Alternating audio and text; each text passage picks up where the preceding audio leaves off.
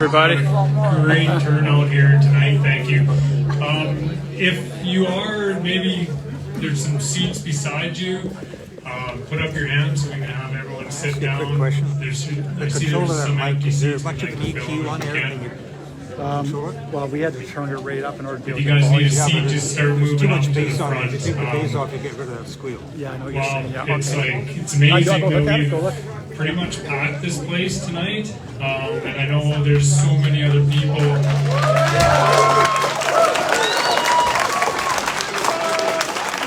Yeah, I know there's so many more people have been talking to me, asking me, is there a live feed?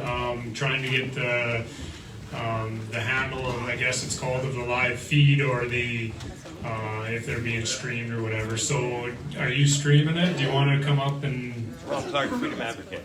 Ron Clark, Freedom Advocate. Ron Clark, Freedom Advocate is one of them. So if you guys want to text that out. Hey, Ron. Do you know how I flip the screen on this? You're right here. That one? So I guess it looks like most people have seats now, and I want to first off thank everyone for attending the information session tonight. And the goal by the end of the evening is for everyone to have more clarity on the key changes the government's trying to impose. It is crazy that our freedom of speech, or freedom of religion, and other things are getting suppressed in, the province of Alberta and Canada. We never would have ever believed that this would be happening to us. That medical tyranny would be being suppressed on the people as well. So, anyways, when we were trying to plan the event, I was trying to figure out where we were going to go and be able to host enough people. And I figured, what a better place to, fight for your freedoms than the Legion. So I chose the Legion.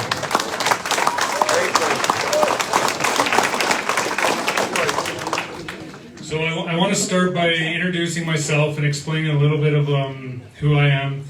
My name is Colin Mueller. I'm a business owner. I'm a farmer. I'm a family man. I got a wife and 3 kids. 3 years ago, like most everyone else, when things started to change, we partially believed that there was some truth in the severity of the situation. But as time went on, we had some doubts and questions of the protocols being put upon us. As a child, many of us were told by our parents to think for ourselves and follow the do not follow the crowd. If you do not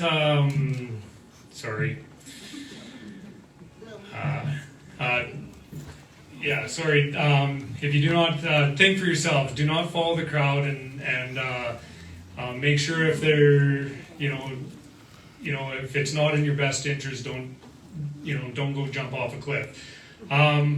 As parents, we tried to instill those same critical thinking values into our boys. So I guess fast forward to why I'm here today.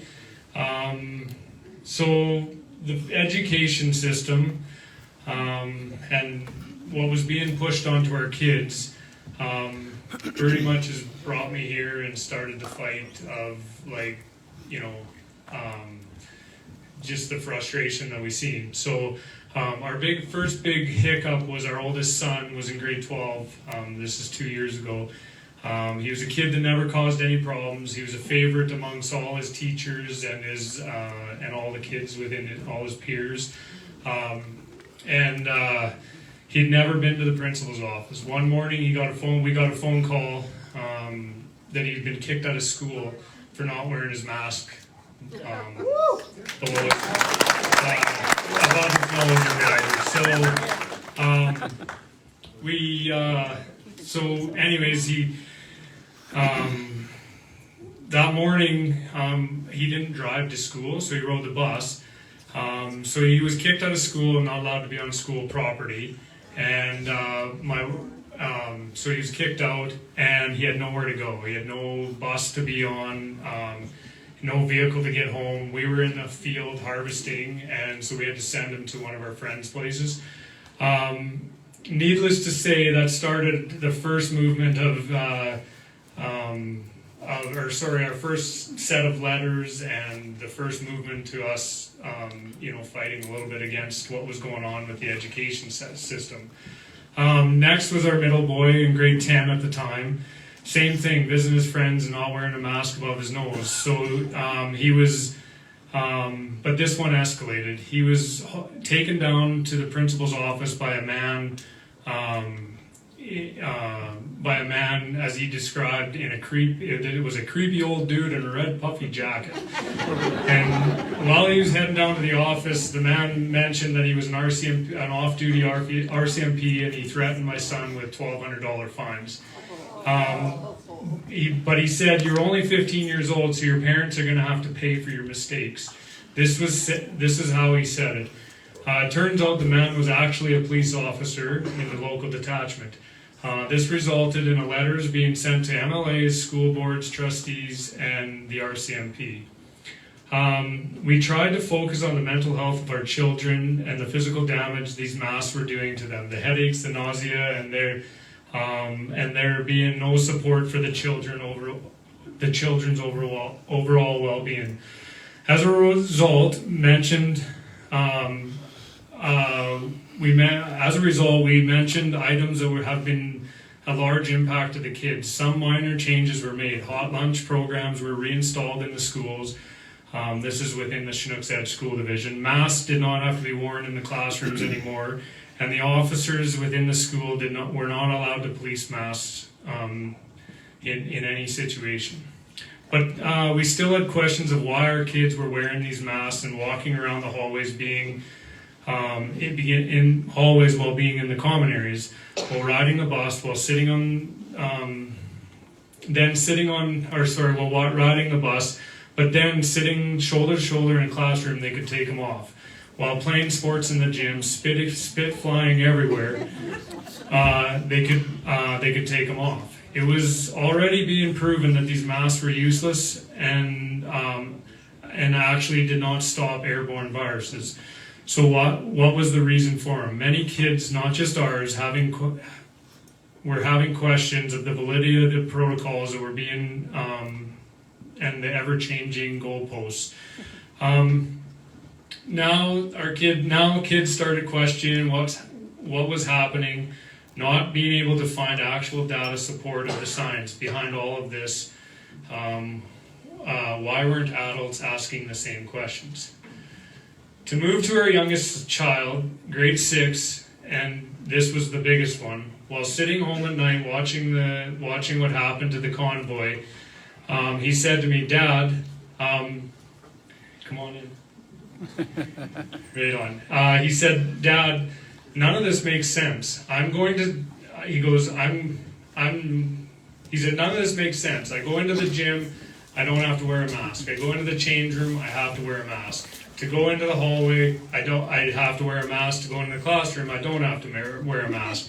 To go outside one day 100 feet from the school, I have to wear a mask. The next day it's a new teacher, it's 10 feet from the school. The next day it's 50 feet from the school." He goes, "None of it makes sense." He said, "Dad, tomorrow I'm going to support the truckers and I'm not going to wear a mask to school."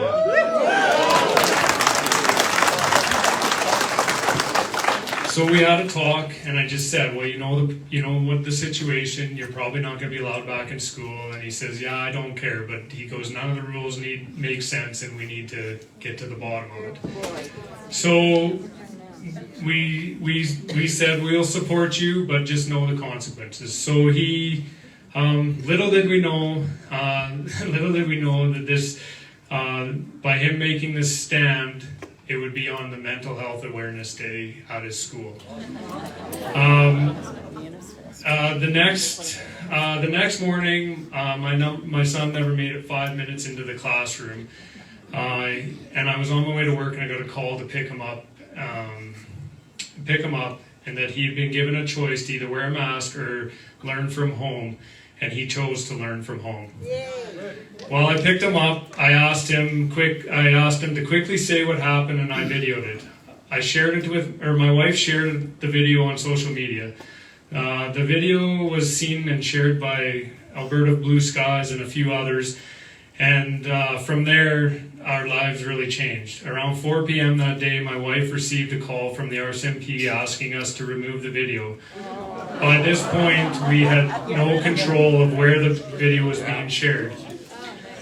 The video had gone viral with over 100,000 views. Calls were being made and threats were being issued from people in other provinces and states. While we did not condone the threats, we asked the police to finally realize the impact this was having on our children. In just one major day, the movement started. By lunchtime, by the next day lunchtime, half of my son's class left to show support. And by the next morning, a good portion of the school had done the same thing.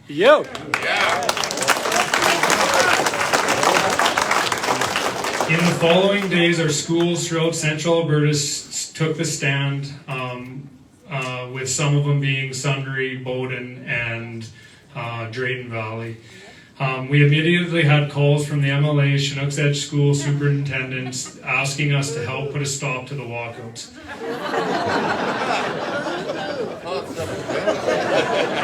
So I told them the only way you would put a stop to this was to remove the masks from our children.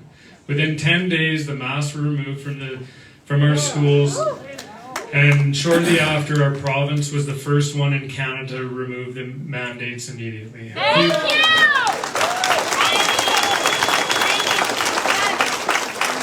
A few months later, all the other provinces followed. I still sit back and watch the masks being implemented throughout AHS. I was recently at a senior's home and I was asked to wear a surgical mask by the maintenance man. So I put it on, but only over my mouth so I could still breathe through my nose. When I went in to go down into the crawl space, I asked the maintenance guy if he was coming with us. He replied, "No, AHS has a policy that approved sealed masks have to be worn to go down there." I said, "These masks wouldn't." He said, "These masks won't keep out the dust." I said, "Well, then how are these masks going to hold back sicknesses or viruses if they are not approved by AHS to hold back dust?" He replied, "I don't know." So I asked all AHS workers, why are we still pushing this agenda? They are proven not to work for airborne viruses. Since all of this has happened, I've been contacted, my family and I, by multiple MLAs throughout Alberta. I've sat down with many of them and helped be a voice for the majority of Alberta. I know many of us tonight are being labeled as crazy for having questions for policies and protocols being put before us. Isn't it a shame this day and age you can't have a voice for your opinion? That we can't ask questions regarding major changes being brought into our everyday life. We have our own reasons for making some of the decisions in the last few years, and we all need to respect each other's choices. Our goal here tonight is to give everyone more information so we can all make an informed decision. Ron and Tiana have been doing a ton of research the last few years on these issues at hand. Moving forward, we ask that everyone do their own research. Do not just listen to CBC, Rebel News, or any other news station. Look into multiple platforms of information and make your own choices. And go with what your gut says. That usually leads you to the right direction. Yeah, right thing off with the wood. All of this has brought our family to where we are today. Watching what has transpired over the last 3 years, we have seen families, friends, communities torn apart. We have taken it upon ourselves to help bring people together. It showed that with research from different sources, you use critical thinking and standing up for what you believe in, we can make change. I ask that everyone here tonight help bring back our communities and our community spirit. If you want, like, it'll be talked about after, but if you want to make a difference, like, just go to your local MLA's meetings, go to your local council meetings, go to your school board meetings and get involved. The biggest thing we can do is be kind to each other, get involved in your community, and bring back what Alberta and Canada really is, like what we were founded on.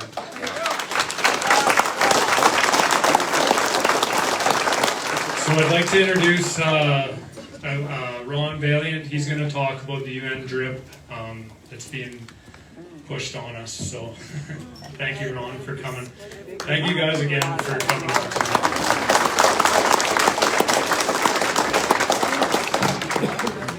And thank you, Colin, for all the hard work. And there's a lot of volunteers who put this all together. They're really good freedom fighters. So some of you might know me from my YouTube channel. How many here know about YouTube channel? Put your hands up. Oh, good, quite a few. Yeah, I started that YouTube channel because I ran in the 2019, well, actually before that, when the PPC came about, and I saw that there was actually a glimmer of hope, because I thought that in 2017 the only hope for Canada was a benevolent military coup to wipe everything out. I agree. Okay, and then with that thing, I started that channel because of that, and then I just called it the PPC channel because I didn't want to put my name out there, because you put your name out there, you're in the crosshairs, right? So eventually I had to, because I ran in northeastern BC from Vaillant, Prince George, all the way north and east. It cost me 40 grand to do that, and I went and lived out of the camper van for 3 months. But I did that because that was the most important election of our lifetimes. And yeah, you might know me from that, and you might know me from the politics or whatever, but I'm not a politician, I'm a tradesman. I'm a licensed journeyman carpenter and pipe fitter. And but the last 3 years I've I haven't worked, I've just been doing this. I've gone on my own dime, and if there's any heavy hitters in here who want to see me keep going, maybe talk to me. Because really, we are at war. This is what's happening, is that we're at war, and it's through the politicians. So we'll get into our talk here, I guess. And so 1970, I remember watching the first Apollo mission to the moon or whatever on TV, and that just was absolutely mind-blowing. But I've always been a critical thinker, and I'm asking, how did they get that shot or this shot or whatever? And I was young, And so then after that, there was Apollo 13, and this is what this slide is about. And as they were going to the moon, as the story went, that they were trying to mix the oxygen, liquid oxygen, and then it blew up. And then it became a rescue mission, and they were just going to go around the moon and come back to Earth, and hopefully these guys can live.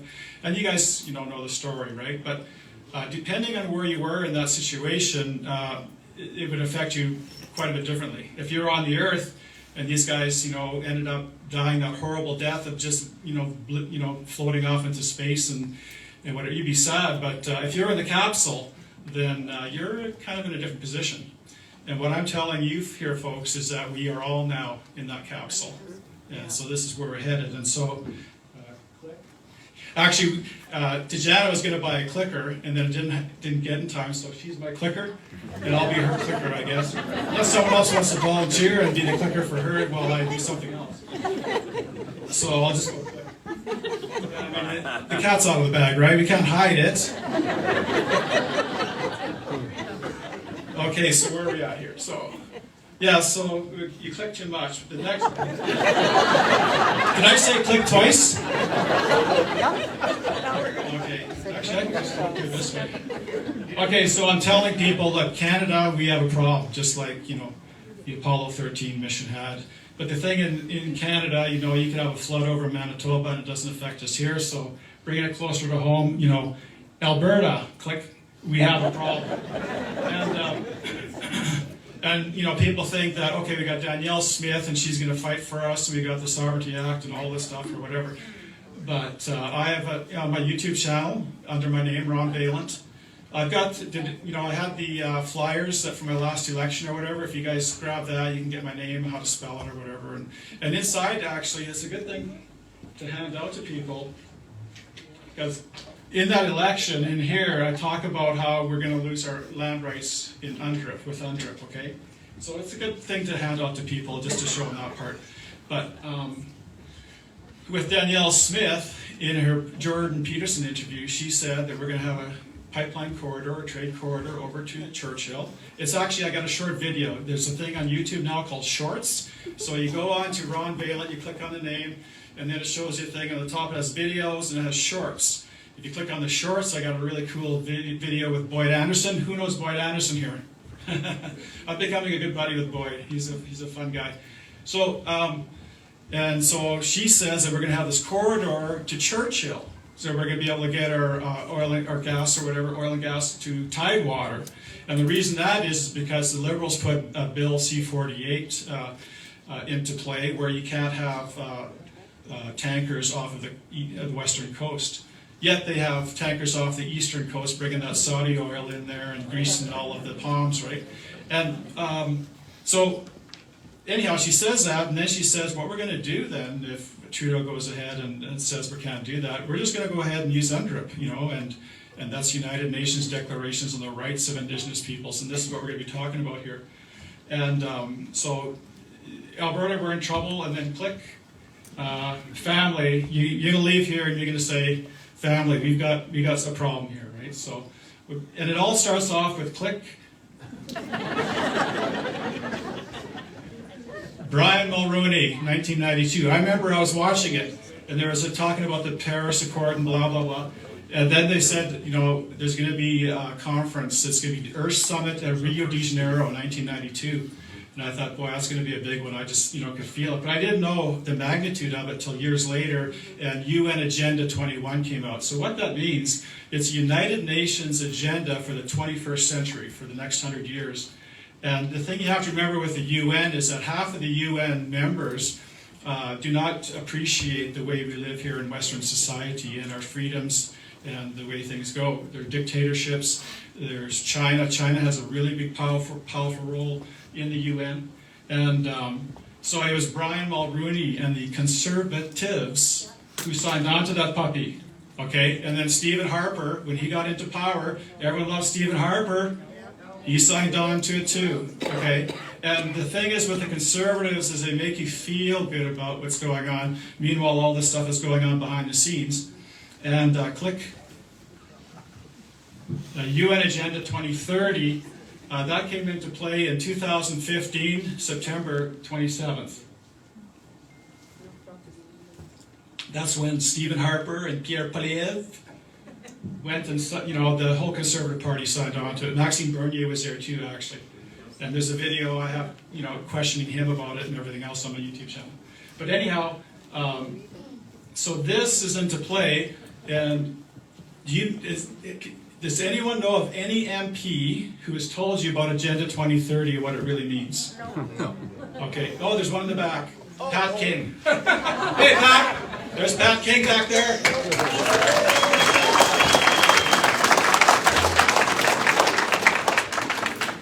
And, okay, so they went ahead and signed on to that. And then what happened is, or what's happening now is Trudeau is simply implementing it. These guys are a tag team. When I was in northern BC, I was up against Bob Zimmer. He was very well liked up there, and still is. Although I probably put some dents there, I'm not too sure. But, I mean, we had 8 debates, and I brought up Agenda 2030. I brought up UNDRIP back then, because UNDRIP was a different bill back then. And he never wanted to talk about it. He just talked about other stuff, And then he did finally talk about UNDRIP one time, second last meeting, and said, yeah, UNDRIP has been going on for a long time, and blah, blah, blah, blah, blah. Right? And the thing is that the Conservatives, if you go and look at some of the previous footage in the House of Commons, there's one woman, I forget which MP it was, she was complaining, with all this theater and anger and everything else, and saying, why hasn't the Liberal government put into place UNDRIP so we can have reconciliation with our Native friends and stuff like that, right? Okay, so click. And that's an UNDRIP there, that's the document. Oh, I didn't even bring it. I actually... anyhow, I was given that book, and when I was up in northern BC, and I read it, and when you read it, all this UN stuff, like when you look at Agenda 2030, you know, it wants to stop poverty and hunger around the world, that everyone has good health care and everything else like that. You have to understand it's the ultimate political doublespeak. Politicians tell you what you want to hear, and then they do whatever else, right?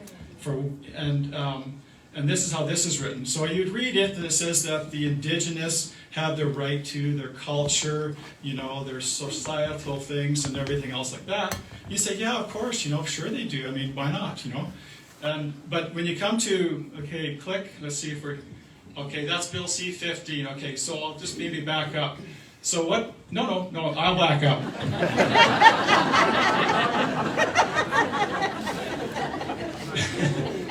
So what happened actually to fill in this, okay, there was Bill 262, that was Romeo Saginaw. She was a two-time NDP leader. And then so he put a private member's bill in 2017-18. It had passed the House of Commons, and there was brave senators who were blocking it actually. And then that bill got killed because of the election that happened in 2019. And 3 days after the federal election, John Horgan and his crew over there, they went and adopted UNDRIP as a province. And that's been going on all this time. And there's a Campbell River Mirror article that's 2 years old now.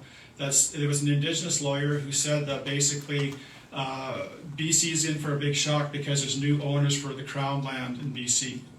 Now, one thing I need to make up front, I guess, is that what this is, the UN is using this as a weapon of mass destruction to destroy our society, and they're using it through the Indigenous folks, and they're going to be used and played and conned, because you'll see as we go through the document here. But it's very, 5 minutes? Oh, 10, 15. Okay. All right, so that's Bill 262 got killed, BC implements it, and at the end of 2020, at the throne speech, and I was doing it from my YouTube channel, and I'd, hold my nose and I'd listen to the throne speech and try and pick up things. They had a one-liner in there, and it says, "We will reintroduce UNDRIP." That's it. No one caught it, no media that I know of. Rebel didn't talk about it, nothing. So I had an emergency video I made, and it got good traction for me, 50,000 views, that's good for me. But anyhow, people in Eastern Canada reached out to me, and then we tried fighting it. And so Bill C-15 went on, and they fast-tracked it, actually. And anyhow, we had talked to two Conservative MPs who were part. There's the first reading, second reading, standing committee, and then the final vote. In the standing committee, a lot of people are brought in, and they can say all their stuff or whatever. I wrote a letter. There was the, I can't think of the name, but an organization here, and you guys know who it is, I just can't think of it. They wrote into, anyhow, so we had a Zoom meeting, and I asked Mark Friesen to come along. You guys know Mark Friesen, probably. So we were in there, and Wes Peterson, who knows Wes Peterson? Okay, anyhow, we were in this meeting with Arnold Viersen, and he's the MP here in Alberta. And I asked the question, I said, this is probably one of the most important bills in Canadian history. Why is it I don't see anything on your social media or YouTube? How come you're not warning anyone? And you know what his answer was? Some things are better left unsaid. We were so stunned that we didn't even ask the logical question, which would be, why? Right? So anyhow, that was that. And Arnold was being honest, I think.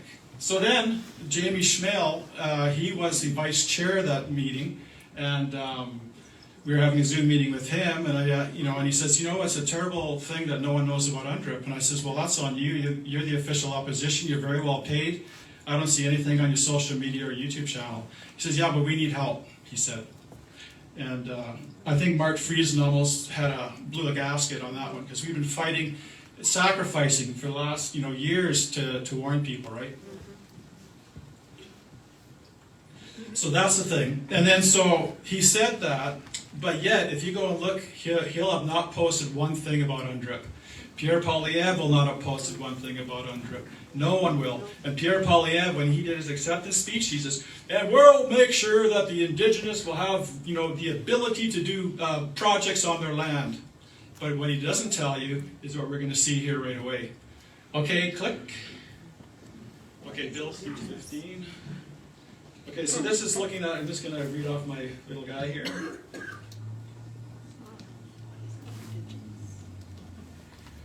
So it was Arnold Viersen who pointed us to the meaning of Bill C-15. It's not a very long thing. If you go look up Bill C-15 first reading, you'll see the bill, and then you'll also see the 46 articles of UNDRIP. And Bill C-15, under consistency, the Government of Canada must, in consultation and cooperation with Indigenous peoples, so there is a thing there, take all measures necessary to ensure that the laws of Canada are consistent with the Declaration. And the Declaration is defined in the bill as being UNDRIP. Click.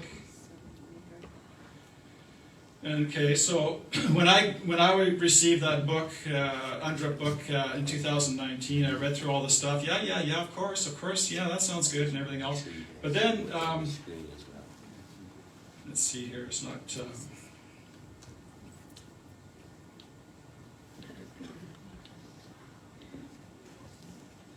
I'm pressing on it, but it's not giving me the next page here. Just say click. Oh, you know, that's good one. Okay, Article 26. The Indigenous peoples have the rights to the lands, territories, and resources which they have traditionally owned, occupied, or otherwise used or acquired. Now, the thing you have to remember is that I was looking in the document, and I said, "What's the definition of Indigenous?" You know, this is 20 years in the making of the Indigenous experts, you know, and they don't define what Indigenous is in the document. So I started looking around on the UN web page, and I couldn't see any kind of legal definition. And basically, they just quote someone else's definition of it, right? And so I have pretty exclusive video. I don't think anyone else has really posted this, and it's Romeo Saginash, and this is during the standing committee. It's like 8 or 10 hours long of video, and I grabbed that little section, and Romeo Saginash says that there is no definition, because if there is a definition of Indigenous, it's going to leave people out. So think about that. So with these native bands or whatever going ahead with this, and it's really the top people who are doing this. It's a top-down thing. I think a lot of the people, native people, if they catch wind of what's going on, they wouldn't want anything to do with it. But so this is going to be really broad in the future, because Indigenous in the law dictionary means born of the land or native to the land. And so we're all Indigenous, right? Yeah. And so ultimately the game plan is, from what I can see, is that who's going to want to own land when everyone else is just kind of walking all over everyone else, you know what I'm saying? And so, and it's land, territories, and resources, so it's a big deal. And so if you look at UNDRIP, look at it under this lens, because when it talks about all these other things, it's always couched in this thing of Article 26. Click. Article 28 says that the Indigenous peoples have the right to redress by means that can include restitution. So restitution means to make right. So that means to give the land back. So they have the right to get the land back, or when this is not possible, just, fair, and equitable compensation. That word equitable, you're going to hear pop up all over the place. You hear the politicians saying equitable all the time. That's one of the buzzwords that you want to learn. Equitable compensation for the lands, territories, and resources which they have traditionally owned, occupied, or used. So, get the land back, or there's going to be restitution. Click. Article 5 says that the Indigenous peoples have the right to maintain and strengthen their distinct political, legal, economic, social, and cultural institutions while retaining their right to participate fully, if they so choose, in the political, economic, cultural life of the state. And so, when I first read that, I thought, yeah, of course, because in Canada you got the reserves, right? And the reserves basically are their own countries. You see, like when they would leave the reserve, it's like going into the United States or another foreign country. So yeah, of course they have those rights, but nowhere in UNDRIP does it talk about reserves. It's not talking about reserves. And you can actually David Menzies did a video with a rebel, and it was like there was a circle of tents or whatever in Dundas Square, I think it is in Toronto. And there was a woman there. She didn't look like she was Native American. She looked like she was from, but she says, "This is my Indigenous people, and this is my Indigenous land. You know, what right do you have to come onto my Indigenous land?" And it's right in the middle of, Toronto. And then David Menzies says, "I don't know, it kind of looks like a bunch of tents from the petrochemical industry." I like David. And actually, David was going to interview me because we were trying to get major media coverage, and but it never happened with Rebel until just recently. But it's kind of too late now But anyhow, it's too late as far as changing it on that level. Article 30 says that military activities shall not take place in the lands or territories of Indigenous peoples unless justified by a relevant public interest. Click. Oh, sorry. Okay, 30. Oh, 30. Okay. Yeah, she's hired now again. Okay, public interest or otherwise freely agreed with or requested by Indigenous peoples concerned. So the UN, basically, they want to be able to have a world government. And they want to eviscerate national state lines and everything, and all these things is multiple attack on our system here. And by having it so that these Indigenous people say, well, Cold Lake, with that actually my father-in-law, he flew fighter jet for the Canadian military, and they lived up there, and he did a lot of wargaming and whatnot, and that's how they practiced. But that won't be happening anymore, right? So it's going to eviscerate our military. Click.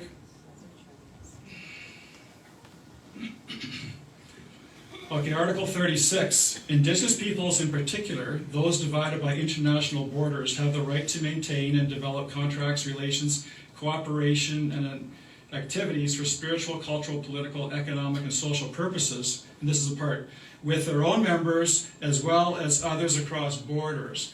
So this is to eviscerate the borders, right? So you can have foreign Indigenous come into Canada and partake of UNDRIP, right? And then if they walk across some land, they can say, "I use the land, that's mine now," right? Doesn't that make sense? And the thing with UNDRIP is it's so open-ended that it's just like an absolute bomb, right? And so think about the Chinese as an example. They would be Indigenous to China. So through this, they could actually go ahead and do that too. It's not to hit on the Chinese. I'm just saying that it could be all kinds of people doing this, right? Okay, so click. We're running out of time here. So Article 46. Okay, so I went one too many. So this is a thing that the various different Indian bands need to really figure out and understand. It's the very last article of UNDRIP. You know how it always is, at the very end, or the small print or whatever? It says, "Nothing in this declaration may be interpreted as implying for any state, people, group, or person any right to engage in any activity or to perform any act contrary to the Charter of the United Nations." What's that got to do? Yeah. Has Pierre Paliev told you that? Or your local MP? No, they haven't. And they know about it. I mean, we sent, I wrote a letter, whatever, it got sent to every MP. But mind you, they get a lot of material. So that's really a big deal right there. So let's see here. I'm down to no time here, so I'm not going to do the rest of the thing. Actually, go to the next one, because the thing is, it's been hard to prove to people over these years that this is really a thing. Because oh, that's just Ron, he's kind of, and or that he's exaggerating. But look at this. At the very bottom there, it says, and this is a Campbell River Mirror article I was talking about. It said that British Columbians are in for a big shock. Let's see, I got to make this bigger.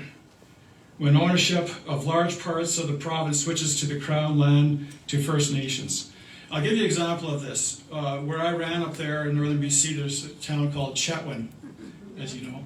Okay, and they're laying off 400 people, and they're shutting down the sawmill up there. And the reason why they're doing that is because they can't get timber. The reason why they can't get timber is because the BC government is not licensing them to get timber. And the reason why the BC government is not licensing them to give timber is because the Crown land is owned by the different Indian bands up there. And that's what the deal is. And so in northern Alberta, I heard that Trudeau and those guys went up there and they talked to the Indian chiefs up there and they said, okay, look, you guys claim all this land, but you shut everything down. And then there was one chief, now this is third-hand information, maybe fourth, okay, so, but it fits in with what the deal is. And they were given $880 million, and the one chief didn't like it, so he got the boot, stuck another one in there. But take that as not fact at all, okay? But this is what is going to play out. They're going to claim the land, they're going to shut everything down. That's what you need to know about, right? And so here we are in our situation. There was recently, Ron here, he does a blog of A Dog and His Bone from Cochrane. Okay, well anyhow, he was watching. It was, what they do is they put in these big blocks, and it's a top-down governmental system. So in Calgary, it's the Calgary Municipal Board, I think, something like that. And then so it's Rocky View County, Foothills County, all the towns there with Calgary. Okay, and they had a meeting in December of last year, and they did their land. You know, we acknowledged that we're on treaty land or whatever. And then there was a Métis chief from Red Deer who spoke there, and he basically was saying that we're claiming all the land from Lacombe to the southern border. And these guys who sat on that board didn't even bat an eye. Didn't ask any questions, didn't counter or anything. And so, what we need to do is, and I don't have any time to talk about it now.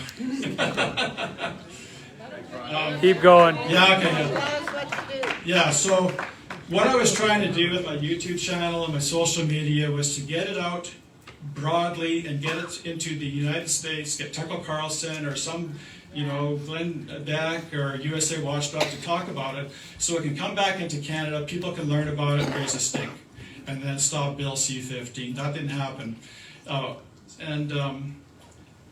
So recently I just thought, okay, we can't stop it federally. Bill C-15 is already there. Our province is full steam ahead. Go look up Alberta UNDRIP. They got a whole plan or whatever that they're implementing or what. So I thought, okay, let's go to the county level and to the towns. So what I did is I contacted every councillor and mayor in actually even Calgary and the Foothills and Rocky View County. I even sent it to the admins as well, because the administrators are the ones who deal with this, and just warning them what's going on.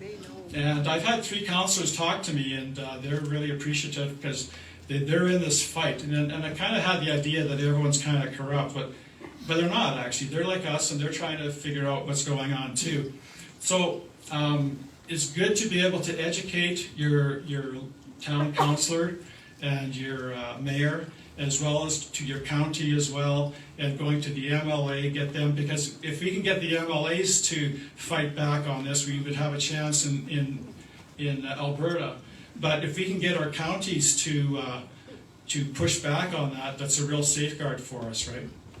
So that's one of the solutions that we would have here. The other thing is to memorize Article 26. So what's going to happen, like Vancouver actually, I did a video, if you go on and look at Bombshell, I think it's 4 months ago, Vancouver has new owners. Go watch that, because I go through, Vancouver now has an UNDRIP strategy plan. Saskatoon has, they've accepted UNDRIP as well, and it's going to go everywhere. And in there, I go through and I highlight and I talk about the key points of what they want to do. And they say basically, the city council unanimously said that all the land under Vancouver is owned by 3 Indian bands.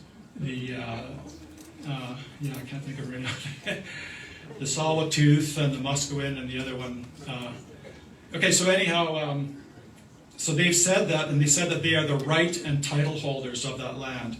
And so because of that, all kinds of things are going to happen. I talked all about it. That's actually where the video or this presentation was going to go, but it's going to take too long.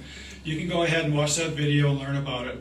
And it means, like having, a land tax because you're on their land. So if you guys end up getting a fee or a land tax for indigenous, use of the land or whatever it is, and if you pay it, I think it means that you're acknowledging it's their land, right? Wouldn't it make sense? So if you go and do that, I think you're hooked. You're not going to be able to have recourse. And this is where our fight is going to have to be, where we raise a really big stink. And so that's coming soon. It's coming up, and that's one of the things. And there's other solutions as well, but it pays to learn a little bit about the UNDRIP, you know, and just a couple other things. If there's any people here, I mean, I wasn't even going to bring these things actually, but these are scripture song albums that we put out, and there's 5 of them, and what they are is they're sung by a woman who has a voice like Karen Carpenter and Joan Baez. It's just beautiful. It's simple music, but it's Bible passages put to the thing, okay? And I brought a whole bunch with me. I wasn't even going to do it. That's why I was late, because I was packing up. I thought, maybe I should. So they're back there. They're in a set of 5. And normally, you know, like they're like $12.98 US or whatever, and then they're shipping. But these would be like for $50 for 5. And I like to sell them as a pack of 5. So, and there's 40 sets. If you're interested in that, it's a way to help me, you know, keep going. And also, the blessing is going to be on you, because this is extremely powerful. Some of the best scripture songs in the world. These have gone all over the world. Family radio has played them in every city in the United States. I had one guy in New York. He had a tape recorder. Whenever the song would come on, he'd be, you know, trying to record it. So I'll make that available at the back. And yeah, so thanks for listening. And I guess, who wants to be a clicker back here?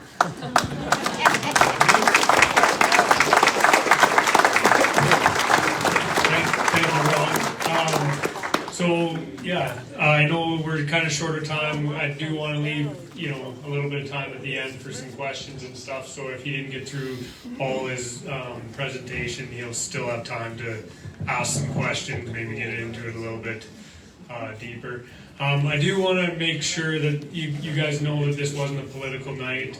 Not name, you know, I don't want to name drop, you know, whether it's UCP, whether it's NDP, whether it's Liberal, PC. I truly, we have government, we need government, and we just need to, from the bottom up, we need to start getting involved. It's our fault, I think, as people, for being complacent, thinking that they're all just doing the right thing for us. And a lot of them are. A lot of them are pouring their heart and soul into their jobs, just like we are. And they just aren't aware of some of the situations that are going on. And they're, you know, going along with what they think is right. And maybe some things are right, some things are wrong. Everyone's going to have a different opinion, and that's what I said before, is we're all going to have different opinions. Go back from tonight and, you know, do your own research, and please keep an open mind to everything.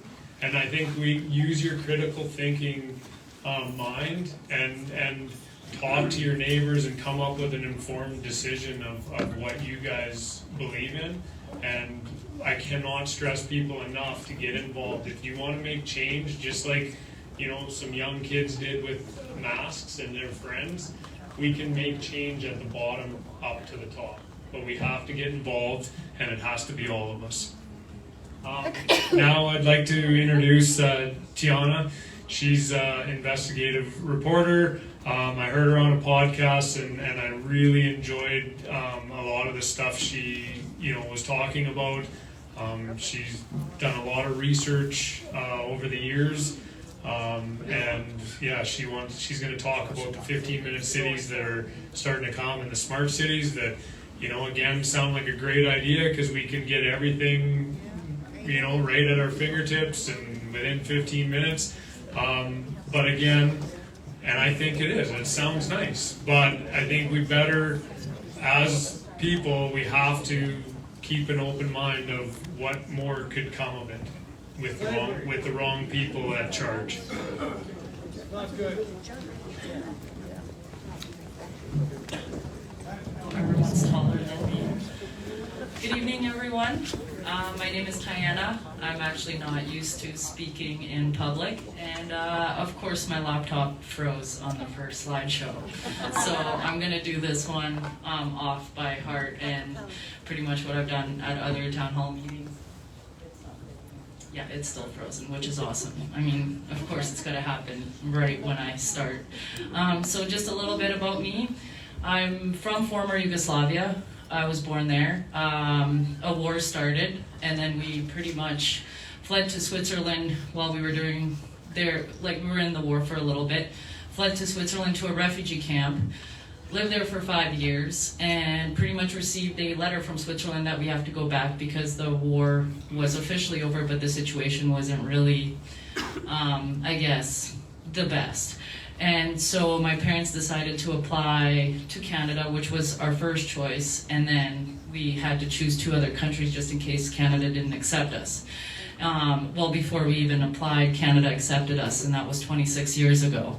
And yeah, and so the first day I actually felt safe in a long time was when I was 10 years old, once we got the passport, and we were at the ceremonies for pretty much swearing in our citizenship. And ever since then, I decided that, you know, Canada's my home, and I would basically fight for Canada the way I would if I was born here, even though I wasn't.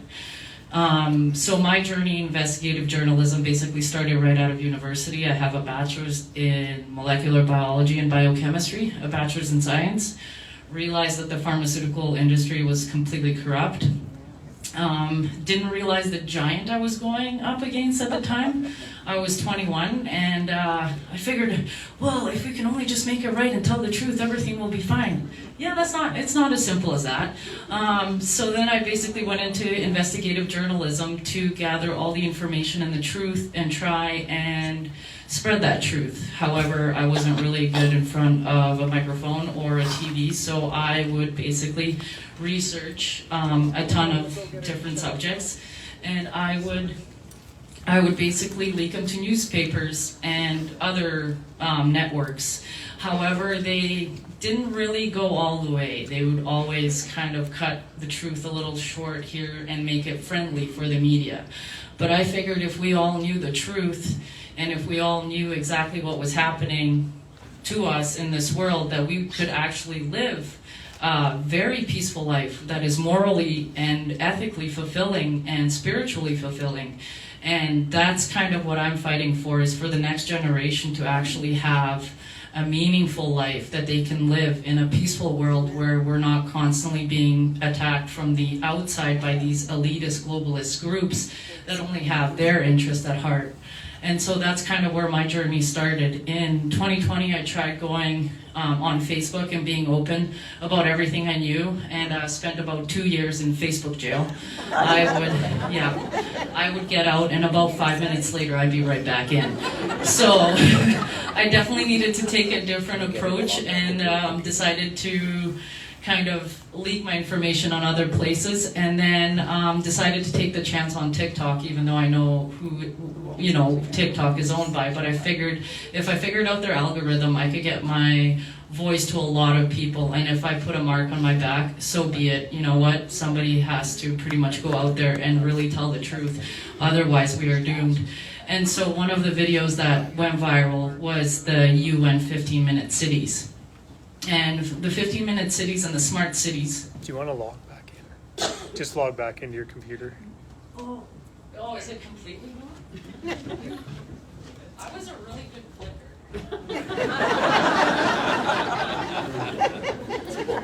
Somebody wants a raise. Who said that? Hey, you look like a good clicker.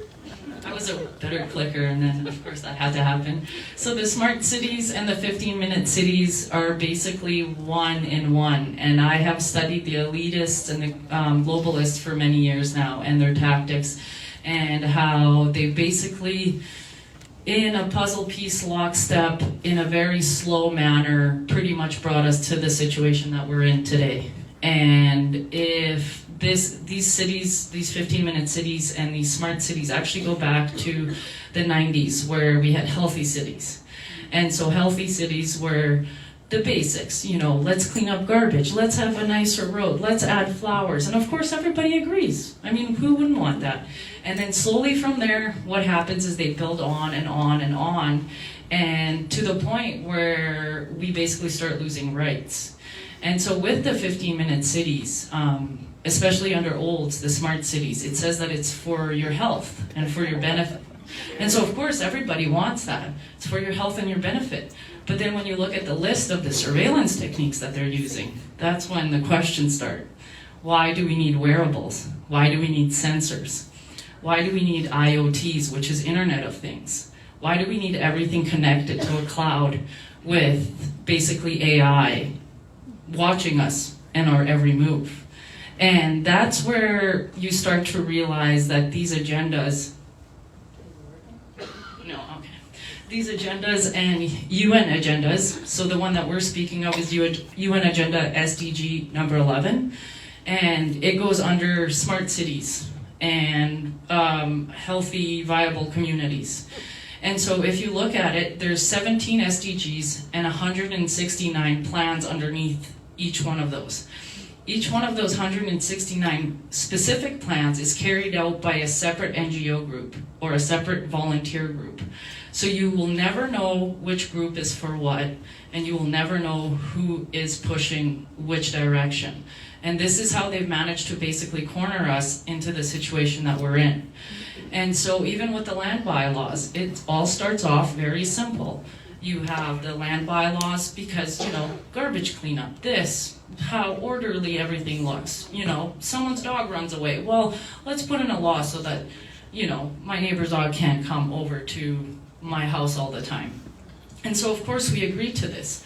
However, it starts to extend further and further to the point where there are certain communities in New Brunswick who have now been eaten up by other communities, and their laws now apply to them without any knowledge, without any forewarning. So there are people paying extra taxes just because one county has swallowed another county up due to bylaw changes.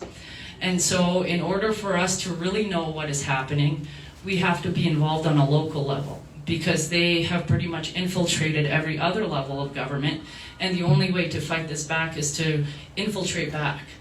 So it's basically working in a tactic backwards.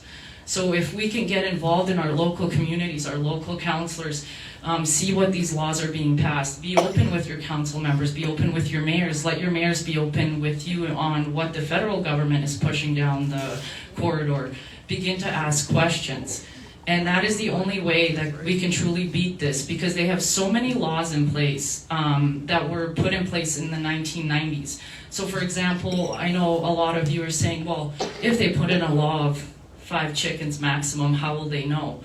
Well, there was a law passed called the Canadian Environmental Protection Act in 1999 that allows an environmental officer to come onto your land without a warrant. So they can trespass without a warrant, without an RCMP officer. No, they can't. Not if you're a church. Except if you're a church. That They doesn't said, matter. "We'll try and get all my land," and I told them no. They said, we said, we were a church. I said, well, you're gonna need a permit. I said, no, we get our permit from God, Genesis 1:26 through 29. They closed the file. So this is the, basically it's a screenshot from the Infrastructure Canada website. And this is what the town of Olds was sold on for a smart city. It was basically for your health, for your benefits, so that you had a healthier community, a community that could walk everywhere, more accessible walking paths, more parks. And of course, everybody would agree with that, because I mean, why wouldn't anybody want more accessible parks or more walking ways? But what they didn't tell you is what comes with it. And these technologies right here, the artificial AI, assistive technology, big data analytics, these are just basically surveillance techniques by the government, because they don't have the manpower to basically watch over us. So this will be the new police. And this, the IoTs, all of the big AIs, they can all be put into your phones. Now you have smart fridges. Smart fridges can talk to other smart electronics through IoT. And then what they're trying to now put in are little tags, RFID tags, either on all of your products. So if you have 6 beer in the fridge, your smart fridge will be able to read that you had 6 beer. And it will be able to read when you take one out. and this isn't conspiracy, this is already all out there. They will follow every item of clothing that you buy because they want to see from factory to garbage how long that piece of clothing lasts, how long you use it for, what do you use it for, how often do you wash it. Because now we have smart toilets, we have smart washing machines, we have smart meters, and these things can also be controlled from a completely different place. So if you use too much hot water, if you use too much electricity for 1 month, they can shut that off. Now, these are all speculations, of course. However, we've seen the controls that China has and the communist countries that have already implemented this. And then not only have they implemented this, but they've taken it one step further. And in order for 15-minute cities and smart cities to work, for everything to communicate with everything, you need digital IDs. So click one more. Okay, there we go. So this is a picture from the World Economic Forum, and basically this is the plan of what will be encompassed into the digital IDs. You will have the smart cities up there, which basically talk to your health, your finance services, so your banks. Everything will be under one. Right now, everything is managed separately. So your bank can't call up your driver's license office and tell them, hey, this person hasn't paid their $4 fee, can you just shut off their insurance for the month? Because they're completely different entities. However, if we get digital IDs, even though they're still different entities, they can be monitored through one aspect. And will that person who monitors this have the morale or the morals to make the decisions for us? Because if we get into this, then we're completely done. We're digital prisoners. Because they will go to CBDCs, which are basically blockchain money. It's not cash. And our entire life will be pretty much controlled via one app. And that app will be able to read where you are exactly, in which town, how often you've moved, and if you have a wearable, which is sometimes a QR watch or even Apple Watches, because they have a heart monitor right on there, you can't even take that off and leave it at home, because that could also be a fine. So I know this sounds a bit out there, but the pilot city where they're trying this in Oxford, UK, they've already pretty much put in place that you're only allowed to leave that town 100 times a year, otherwise you get a £70 fine every time afterwards. So this is just to limit our movements, to not allow us to pretty much freely move about, because in their eyes they're trying to save the environment. And everything goes back into these UN SDGs. And how do you save the environment? You basically do not allow us to live the way we have been living.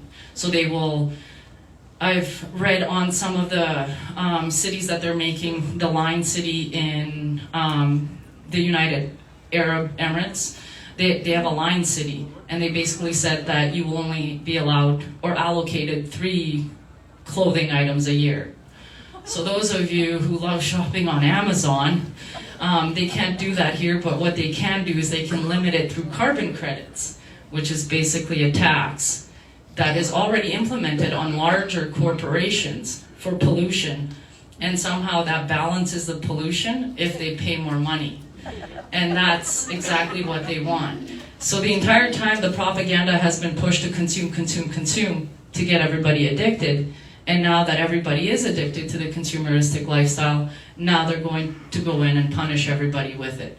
Whether it's through carbon credits, whether it's through extra taxes, whether it's through the social credit system if you bought too many things. Whether you left, whether you went on vacation, what is your carbon footprint? And all of that will basically be encompassed in the digital IDs through these smart cities, which are basically kind of the first infrastructure to 15-minute cities, because it's a puzzle piece step. If you don't have this in place, then you can't really invoke or make this happen. And so the way they do this is very slowly throughout the years without us noticing. And even though certain minor changes in the law may seem at that moment not so important, you have to understand that these people plan centuries ahead. They're multi-generational plans. And the way they have managed to basically do this to us is we've cut communication as a community. We have cut communication in generations even. You know, you will see younger folks not talking to older folks. Everyone has been labeled, you know, Gen Z, Millennial, Gen X, Boomer. And so everybody discredits everybody, and no one really talks to know how it was back in the day. So everyone born now, Gen Zs, they literally think they've got the freedom. And I'm like, no, dude, we did. And then I talked to my parents and they're like, no, you didn't. Like we did, we didn't even have phones back then, or TVs, we played outside. You know, and I'm like, oh, remember when the internet used to make funny noises because you have to plug it into a wall? Gen Zs have no idea, you know, and it's that breakdown in communication and the speed at which technology is being made, and the fact that they've broken us on so many different levels and issues as a society that we don't really want to sit down and talk anymore. We don't even want to debate. Everyone kind of has stayed on their own corner, in their own side, and I see the dangers of that because I've been through one war. I studied what happened in my former country, and I've seen the steps that they took to break us up and create a civil war within. And I'm kind of seeing the same steps now, and I will do whatever I can and whatever I need to warn people against that. That we really need to come together and work together as a human race. Didn't expect that. I'm a bit awkward in person, way easier on camera. I'm just really good at research. I'm sorry. You're doing a great job. And it froze again. Oh, of course it did. So yeah.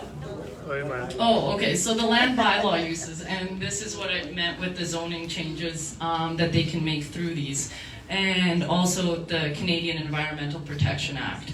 I'm sorry, I kind of jumbled it up because it's all up here, but yeah, I didn't have that. So you can, the next one. Click. Yeah, so basically how did we get here? We were basically divided. We were divided by everything, and we lost kind of the respect for each other and our own decisions in life. And I have no idea how or where this happened, but I can sit in a room full of people with completely different opinions than me, and I will walk away with a little bit of a different perspective. I might not agree with them, I might not walk away with their opinion or their view at the end of the night, but I can still sit there cordially, civilly, and be a human being with other human beings. And I think we've lost that, and we've lost that because the politicians have really separated us. They have divided us, and we need to start uniting as people and stop ignoring the TV and the propaganda that is being pushed on us.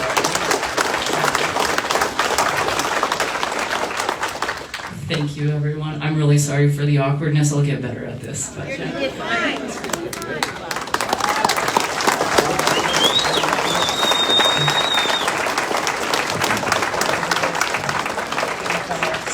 Thank you guys again. I've said it quite a few times, and I know I was talking to some people at the beginning of this, and anyways, they have, you know, came down from northern, like by Edmonton and stuff like that.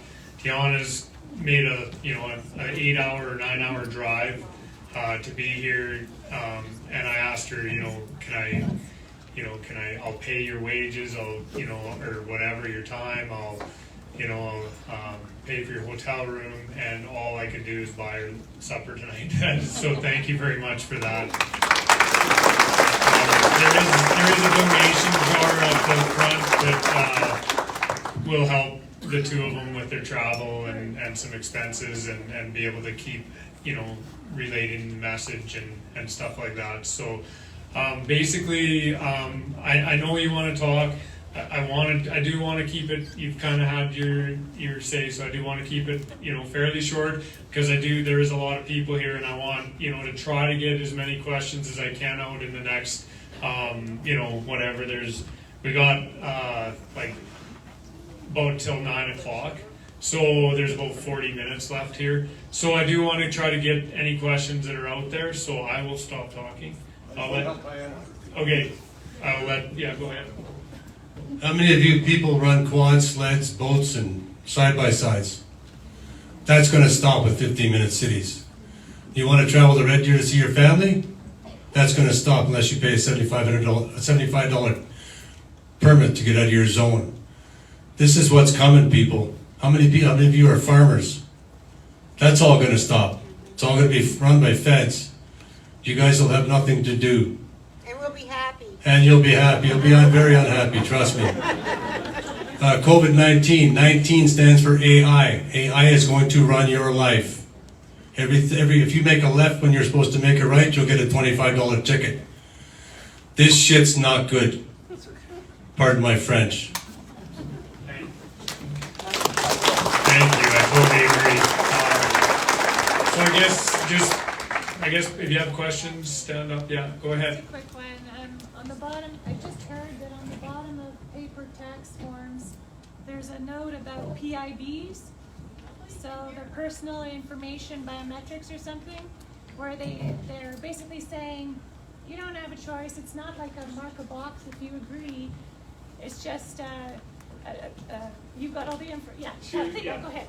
Yeah, sorry, I actually did it. Oh yeah, I guess I should. Yeah, I did a video on it 2 days ago, but my TikTok got taken down. Like I was taken down after that one. But PIBs are personal information. Thank you. I know. I was pretty proud of myself too. I was like, look at me go.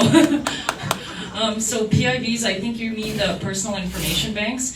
Yeah, so personal information banks is one policy, which is then linked to another policy called the Health Canada 2022 to 2023, I believe. I've got it on my Instagram and I will have it on my website. And the way they want to implement the personal information banks is basically through this one policy, and it actually talks about all the AIs that they will be pretty much pumping money into, and some of them include your fingerprints, your iris scan, how much money you make, basically every type of information from you, from every type of health record you've ever had, blood type, diseases that you may have.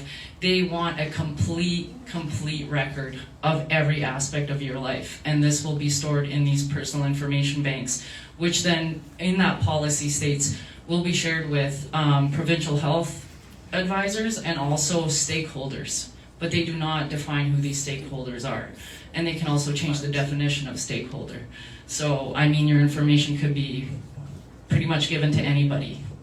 So, well, yeah, but I meant like, yeah, that, yeah, WEF or WHO or yeah.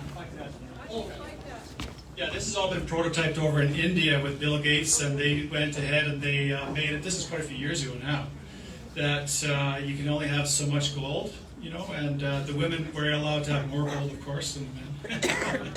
But that's what they did, and then they basically did a whole, you know, a whole identification process where they did iris scans and fingerprints in order for you to be able to function in India. So it's already, you know, that's years ago already. That's old news. And so, yeah, that's Western countries is that the reason why we are under a specific attack is because we are the ones who could really fight back versus these other countries. So, yeah, that's all rolling out. Actually, what we could do is if there are any questions, then we could go ahead and say it again, unless you want to come to the mic. Yeah, can you come up to the mic? Or you can just say it if I can. Okay. Speak it out. I think it'd be easier if they come up to the mic so that way they can hear it on the live stream. Yeah, answers aren't good. If you're answering questions and I don't know what the question was. Yeah. Go ahead. There it is. Okay, there we go. Hey, Ron. There's been a World Economic Forum, United Nations organization, partner organization, and Forte working with our Alberta government and our Canadian government. And here's a quote. This is the role of Forte. To train citizens to transition away from unsustainable industries such as coal mining, beef farming they call it, logging, and oil and gas. The World Economic Forum Global Shaper, the CEO of that organization, has been in our Alberta legislature multiple times. Were you aware of that, Ron? No. We have them everywhere. Who is that Global Shaper? Yeah, and meanwhile, actually, all of our coal is actually being shipped over to China, right?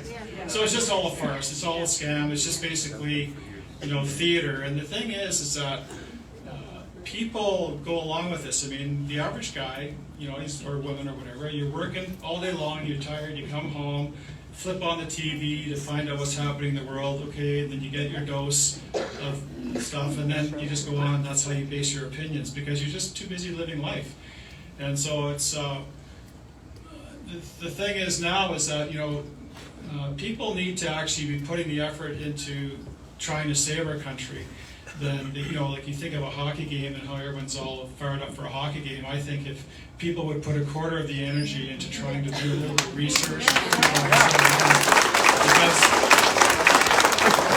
it's all just a dog and pony show. It's like a magician holding out the NHL. Meanwhile, they're just stabbing the corpse right over here, right? And so we have to be able to help other people to see that. And as things get worse, and they're going to get worse pretty quickly, as we see with the banking crisis. I've been waiting for this thing for 30 years. I remember in 1987, I was framing a house over in BC by Lumbee, and I heard that there was this Black Friday or whatever, and I thought, oh, I'm just not ready for the collapse yet, So, but I think this is it. I think this could really go, because it's all about confidence, and if things start to roll, it's going to be a thing. And it's the timing. Last year I was expecting it to happen in March roughly, and here it's rolling out, and it makes perfect sense with all the timing of digital ID and everything else. So this is it, folks. So one thing I tell people is to brace for impact. Do what you can do. This is the older crowd here, and everyone knows how to take care of themselves, and so that's good, but there's a lot of young people that we need to help too, and because it's going to get pretty serious. So any other questions? Oh, the questions are here. This is a question for you, Ron. How does land transfer to an allodial title? Does that do protection for this situation? Well, that's kind of I didn't go down that rabbit hole, but the whole thing is that it's all about colonialism. If you go look at that video I made about Vancouver, because in there it talks about they're going to go through and they're going to find all the systemic colonialism problems within the city. And so the argument is that the three Indian bands are the rights and title holders of the land before colonialism. And so if you go and do an allodial title, what system are you working with? You're working with the settlers system, right? Yeah. And so I don't think it's going to hold up to anything. Personally, myself, I'm not doing it, but I think this is something we didn't touch on yet. And that is the issue. I'm sure most of you probably maybe know that Canada is not a country, it's a corporation. Who knows that? Okay, everyone's okay. All right, so if you... A fraudulent corporation. Okay, you tell it.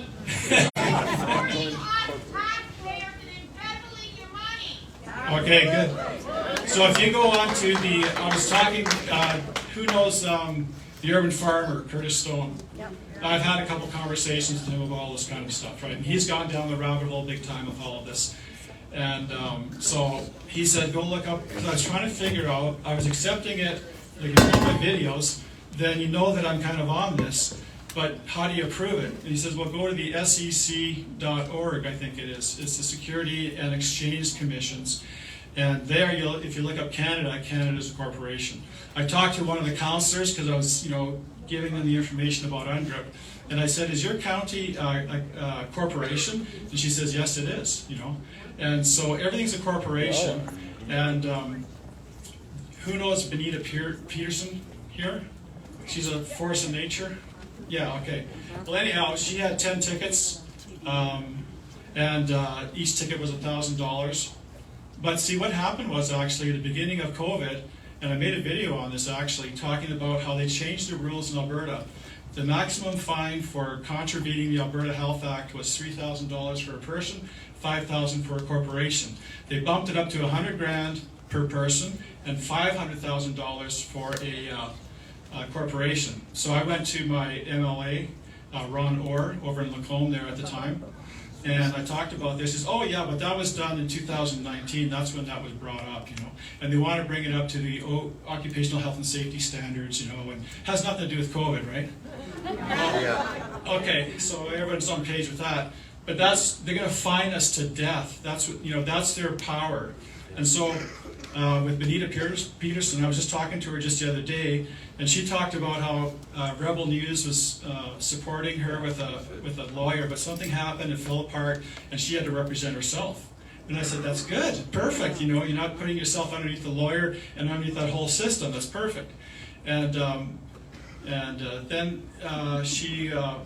there was lawyers from Alberta, and they said to her, you know, each one of these fines could actually be $100,000. What's that? Just 1 minute, yeah, just that there's...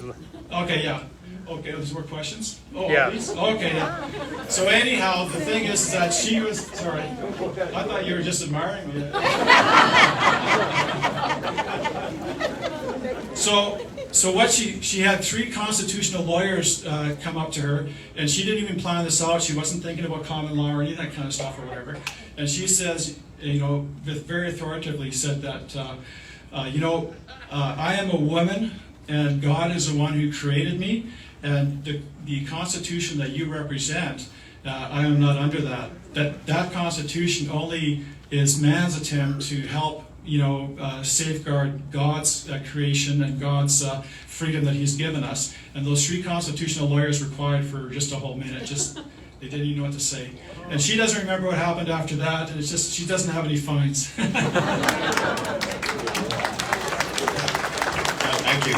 I don't really have a question. It's just something that I want to bring up because it's something I've been looking into a bunch here lately, and I brought it up with Yana here earlier in the evening. And agriculture industry is very dear to me, and there's some things going on right now with solar panels and solar panel companies right now, and they're offering farmers a lot of money. And you know, the manufactured destabilization of our ag industry in the last, say, 2 decades. You can have a look at that, and you know, I know a lot of farmers are hurting right now, but we're going to look into that a whole bunch more. These are things that, you know, I've taken very, very seriously, and, you know, hopefully we can have a bunch more information on that. But something I want you to be aware of is these solar panels. This is all part of this land grab, folks, and it really, truly is. You know, when you connect the dots, you see that. And also something else I wanted to bring up, maybe a lot of people aren't aware of, and I mention it once in a while, but does anybody know where Jason Kenney is, our illustrious former premier? I hope in jail. He works for Bennett & Jones in Calgary right now as a senior advisor in charge of public policies. Let that sink in. Thanks for coming out. This is awesome. Thanks, Lon. Bennett & Jones is probably one of the largest law companies in the entire country, and that's the position he's been put into.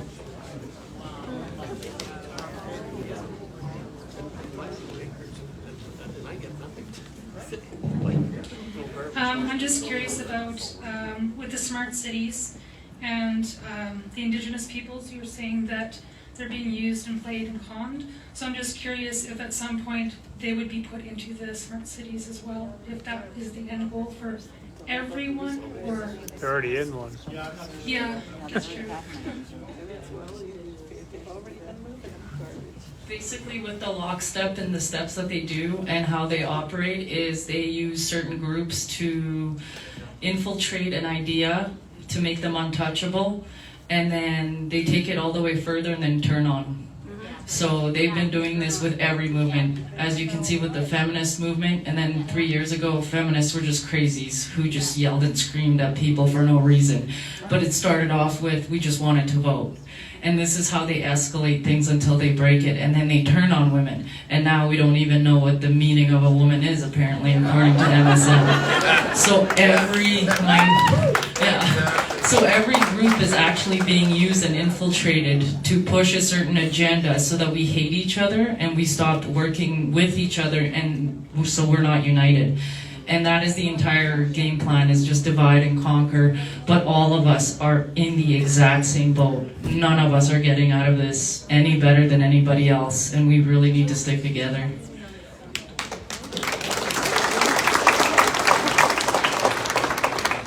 So I think what's becoming timely is someone mentioned this personal information bank, this PIB, because I saw a picture of someone's tax return and it's just on the bottom saying, we're putting your information in there, by the way. So it's now March. We're going to be filing our taxes federally in a month, and then we have our property taxes at the end of June. I'd like to talk about what we can do, and there's power in numbers, right? I think we should have a tax boycott. I just don't have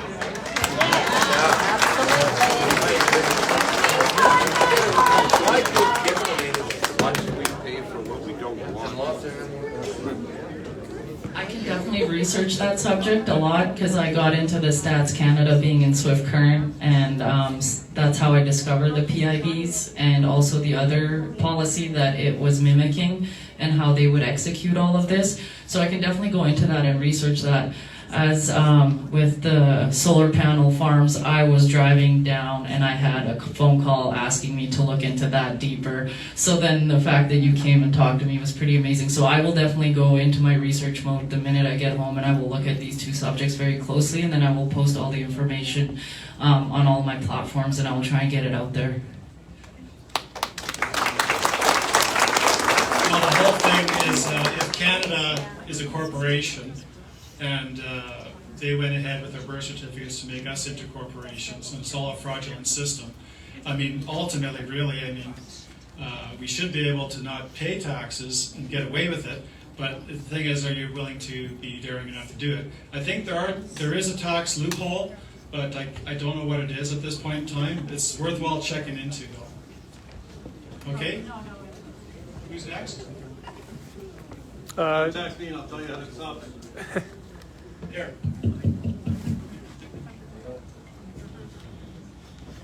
I can't tell you off my heart, but if the cameras were all shut down right now, and Ron, the cameras are shut down right now and the phones were all put away, I could bring somebody up here who could tell you guys exactly how to do it. Yes. Is that a yes or no? Way to go, yes! Okay, Yes. kill it. Please. Well, how about we do it very Well, just let's finish up first. Yeah. Come on up, Pat. Everybody wants to hear Pat King speak. I don't, it's not mine. Yeah, let's do it at the end. end. Because, I mean, if there's other questions, let's do it. Yeah. People are watching a live stream, and then are we going to all go out he'll answer all the and questions. put our phones away? I mean, so let's do it at the end. No. I think he'll So get how it. much more do we have here for questions? We've already shut down.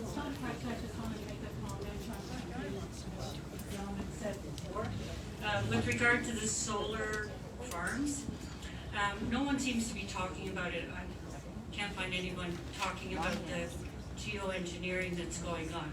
So it's really a joke that they're putting up these farms, because with all the stuff they're spraying, it's blocking out most of the energy that would be, used with these farms. So if anybody wants to look into that. Yeah, the chemtrails.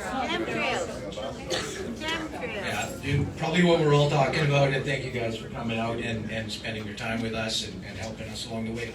There's so many projects that we have to get into. You need to band into teams of 4 and 5 people, and like you said, go to your communities and whatnot. I just want to quickly touch on some of the stuff that you talked about, and everything's about banking, digital money, jurisdiction, and somebody already mentioned 126 Genesis.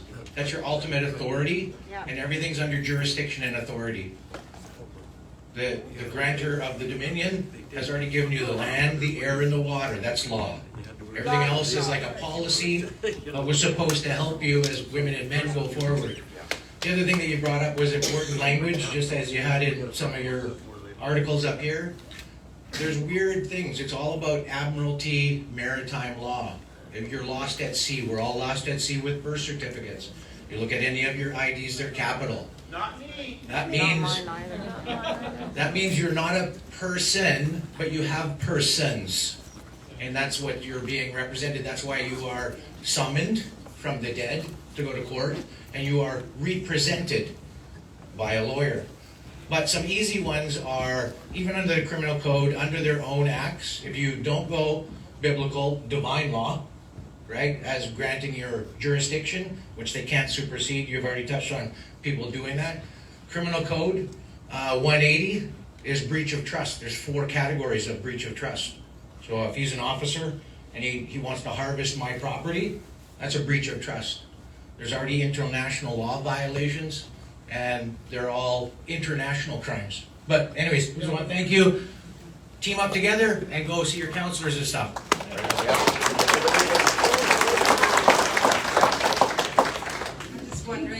any rumbles about a private banking in Alberta here where we can withdraw from the federal and create a provincial government where our monies don't need digital ID to. Well, I think we should. Business opportunity before you call it. Yeah. Is that it? You want to finish up?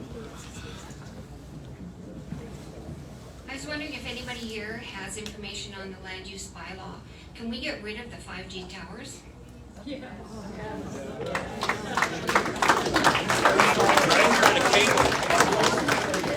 If you actually pull up all the health studies, which I have on my drive, and I can send it over to everybody, or I can put it on my website, basically you can go in and state that this is a health issue, and there is so much proof of it. Scientific proof, there is peer-reviewed papers out there, and if you take this in and ask who basically granted this, which I know it's actually the federal government through a law, and we all bind together as communities. So if we get Grand Prairie, if we get Thorhild into this, and we get other communities, and we basically state that this is a health issue to us, then we can go and chase after OH&S and after the health and start basically chasing the government for creating something. It's the same way with the fluoride water, the way we fought that. And now there's only, I think, about 15 communities across Canada that fluoride their water, but it was almost across the board. And we reversed that, so we can reverse this as well. I just want to let you know, through Didsbury, there's a group of people. We have contacted Earl Jason. He's interested in it. We have contacted Nathan Cooper. He's interested in it. And we've contacted people through the Ontario government actually went against the federal law, and we've contacted the people that have done that and trying to find out where they are fighting against the federal law for these 5G towers. So it's possible if we band all together, we can make a movement out of this.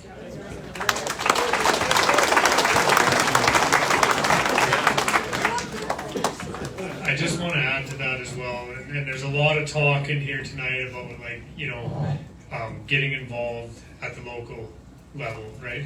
I was, you know, honored to be asked to go up and be in Parliament Hill a couple weeks ago when they announced the budget for Alberta here, and it was nice to sit down and talk with a bunch of people, and to know that there is people within that government that do know what's going on, and everyone has to be careful and you know, and make change. We got to make change at the bottom level. It definitely has to come from us getting involved. If we don't get involved and we allow, you know, the majority of 30 people or whatever it is, 80 people, MLAs, to make decisions, we're not going to make change. So again, it's not like, you know, like, yeah, it is political, but we have to get involved. I cannot stress that enough. You cannot sit back and just expect people to just take care of you, right? So there is good things happening within Alberta. Alberta is a great province, and I will look up this text that I sent a group of mine, and I'll read it, and that'll be the last thing I read tonight. We have time for a few more questions here, but it just gives you, this text will give you guys hope. So. Hi, my name is Debbie. Not so much question. I have the tax information. I just sent it to my accountant today. So instead of researching, I'll send that to whoever's interested. So this year on your taxes, it's a given. If you don't acknowledge this portion, that yes, your DNA, everything will now be public, and that's a condition of filing your taxes this year. I will also speak to the 5G, especially in Didsbury, because I've spent more time than I'd like to on this. Legally, so much has changed so quick in such a short period of time. Many of the issues we're sitting here talking about, many of us that have been in lawsuits against the crowd, it's legal now. So things like cell phone towers, the only thing we can go after is environmental. And I'll just make it look like a tree. So what we need to look at, in my opinion, there's so many things, it's almost overwhelming, is the power that gives the politicians to enact all upon us is the oath in which, I'm sorry to the politicians in the room, there is an oath in office, and that allegiance is not to you, the people, not me, the mom, not my child, it is the crown. And if you simply go home and Google oath in office Alberta, oath in office BC, you will see it is from the same playbook. Words are edited. So there is 3 clauses. The third one is, from what I can tell, a little bit more to the people, but I would like to ask our politicians out there, when you're elected and we give you our faith and our heart and our children's lives in your hands, and you look at this oath and you know that you are now contractually crippled, what are you doing about it? I don't, I can listen. Exactly. So that's my 2 cents. And I have politicians that stand up. Well, I chaired the Health Foundation. I've been part of CAPE. My name is enabling this 15, 20 years ago, but I didn't know what I didn't know. And you can get overwhelmed, or you can take that pissed off. And what's the biggest impact? I think we need to look at how we're empowering Canada Inc. or whomever it is to make these decisions on our behalf, because we have no say until these oaths are addressed. I'll leave it at that. Okay, we have time for, I'll just go 2 more. Go ahead. So I'm a past counselor, and talk about being overwhelmed. You get in there and you're cooked, because who's in charge?